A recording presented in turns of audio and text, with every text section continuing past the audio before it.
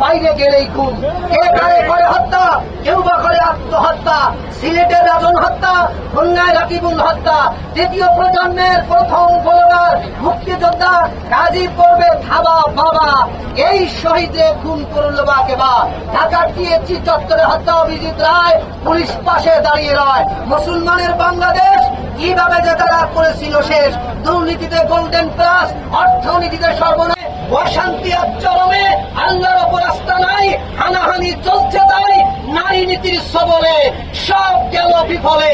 ধর্ম নিরপেক্ষতা, নাস্তিকদের সভ্যতা, শাহবাগের রই রই, নাস্তিকদের হইচই, হেফাজতের সমাবেশ, লাশে লাশে ভরল দেশ, মিডিয়া সব পরাধীন, গণতন্ত্রের দুর্দিন, চোর ডাকাতের বিপদ নাই, আলেম ওলামার রক্ষা নাই, টুপি দেখলেই কারাগার, পাঠিয়ে দেয় কারাগার। আর কত ভঙ্গি, সত্য বললেই জঙ্গি, আল্লাহু আকবার জিন্দাবাদ, কোরআন মানলেই গৌরবাদ। বাহাদুরি, জনগণের টাকা চুরি, কত লোক সমাচার, পিলখানার হাহাকার, নিমান সীমান্ত বর্ডারে নির্মম মার্ডারে, কত শত ফেলানি, বিচার তো মেলেনি। Talk show, live show, Rana প্লাজার ধ্বংস, নেতা নেত্রীর লাভ ঝাপ, আলাবার সংলাপ, এক চুলো নড়বে না, এক চুলো সরবে না। নয়তো চুল ছিঁড়বে, চুলে চুলে চুলাচুলি, দলে দলে দলাদলি, কোথায় কোথায় গালাগালি। এই দেশের হালচাল সব জায়গায় একই তাল। শিক্ষা গেল, সংস্কৃতি গেল, মুসলমানের মানব সব ধুলায় মিশে গেল।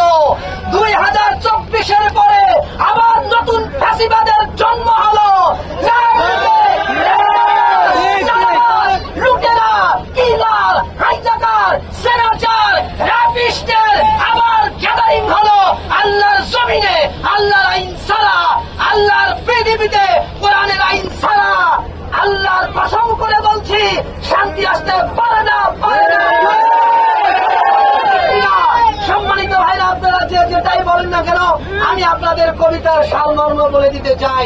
আপনারা এখানে যারা আছেন, দল মত নির্বিশেষে আপনারা সবাই বুকে হাত রেখে বলেন তো, আমাদের মাথার উপরে খোলা আকাশ, এই খোলা আকাশের সৃষ্টিকর্তাকে। আমাদের পায়ের নিচে জমি, এই জমিন, এই জমিনের সৃষ্টিকর্তাকে।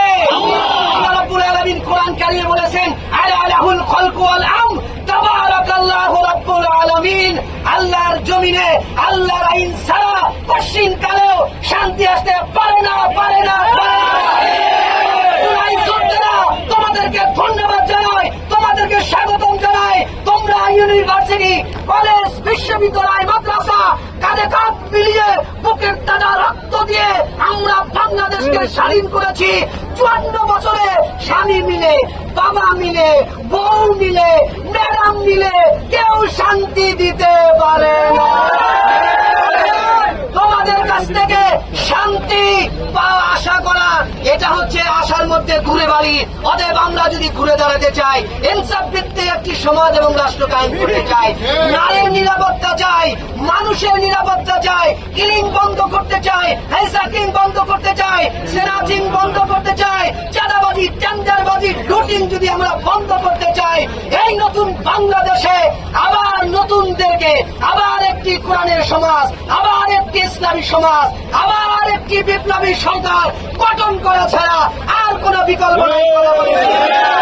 শেষ মুহূর্তে এই কথা বলে শেষ করতে চাই, সম্মানিত, আজকে জুলাইকে সনদপত্র ঘোষণা হবে। যারা ভালোবেসে এখানে আসছেন, আপনাদেরকে সাক্ষী রেখে বলতে চাই, সম্মানিত ভাইরা, বাবাকে দেখেছি, মেয়েকে দেখেছি, স্বামীকে দেখেছি, বউকে দেখেছি, অনেককে দেখেছি। আল্লাহর কসম করে বলছি, যতক্ষণ পর্যন্ত আল্লাহর হুকুমত কায়েম না হবে, বাংলাদেশের মানুষ মুক্তি পাবে না, মুক্তি পাবে না। আর আপনারা যারা এখনো আমাদের জুলাইয়ের স্পিচকে আপনারা নস্যাৎ করতে চান, ভুলণ্ঠিত করে দিতে চান, তারা শুনে রাখুন, তারা শুনে রাখুন, 71 সালের স্বাধীনতা উল্টন করার জন্য, নস্যাৎ করার জন্য 54 বছর ধরে আপনারা এদেশ পরিচালনা করছেন। আবার যদি আমাদের এই জুলাইকে, আমাদের এই 24-এর দ্বিতীয় স্বাধীনতাকে যদি ছিনতাই করতে চান, যদি ছিনিয়ে নিতে চান, আপনারা শুনে রাখুন, আর এক সাগর রক্তের বিনিময়ে আর একটা যুদ্ধ সংগঠিত করে সেই ফ্যাসিবাদ, সেই ভারতের দালাল, সেই স্বৈরাচারের দালাল হয়ে যারা উঠবে, তাদের বিরুদ্ধে জেনজি, এই নিউ জেনারেশন আর একটি বিপ্লব, আর একটি মুভমেন্ট মেক করে তাদের বিরুদ্ধে আরব সাগর রক্ত দিয়ে প্রয়োজনে আবার স্বাধীনতা, তৃতীয় স্বাধীনতা অর্জন করে আমরা একটি নতুন বাংলাদেশ গর্বই করব। এই প্রত্যাশা নিয়ে বাংলাদেশ গড়ার জন্য সবাই সামনের দিকে এগিয়ে যাব। আল্লাহ রাব্বুল আলামিন কবুল করুন। বাংলাদেশ জিন্দাবাদ, বাংলাদেশ জামাত ইসলামী জিন্দাবাদ, ইনকিলাব জিন্দাবাদ।